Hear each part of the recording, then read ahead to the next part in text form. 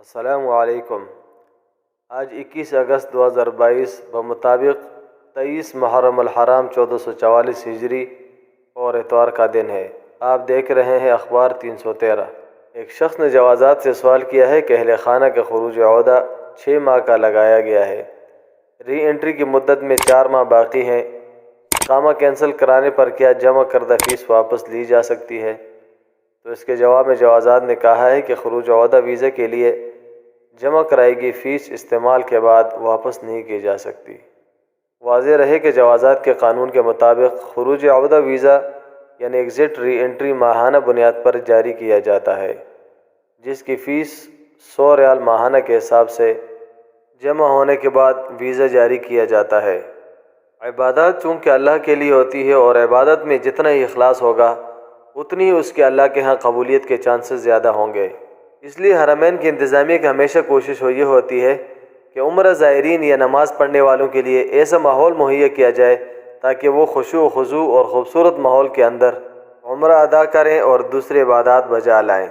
اس لیے حرمین کی انتظامیہ نے ایک ہدایت جاری کی ہے کہ جو عمرہ زائرین ہے وہ سیلفی لینا چاہتے ہیں تو وہ ایسی جگہ پہ سیلفی لے جہاں پر لوگوں کو زحمت نہ ہو، لوگوں کی آمد و رفت کا راستہ نہ ہو اور لوگوں کا رش نہ بنے، کسی کو تکلیف نہ ہو۔ اور انتظامیہ نے کہا ہے کہ حرمین ایک بہترین یادداشت رکھنے کی جگہ ہے، اس لیے لوگ سیلفیاں لیتے ہیں۔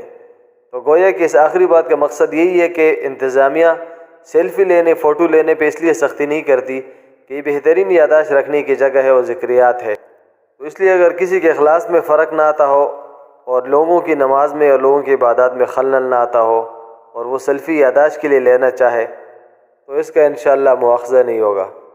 اولاد اگر نافرمان ہو، بدقسمت ہو تو وہ والدین کے لیے وبال جان بنتی ہے، لیکن اگر اولاد خوش قسمت اور نیک اور صالح ہو تو وہ والدین کی تمام ادھوری خواہشات کو پورے کرنے والے بن جاتی ہے۔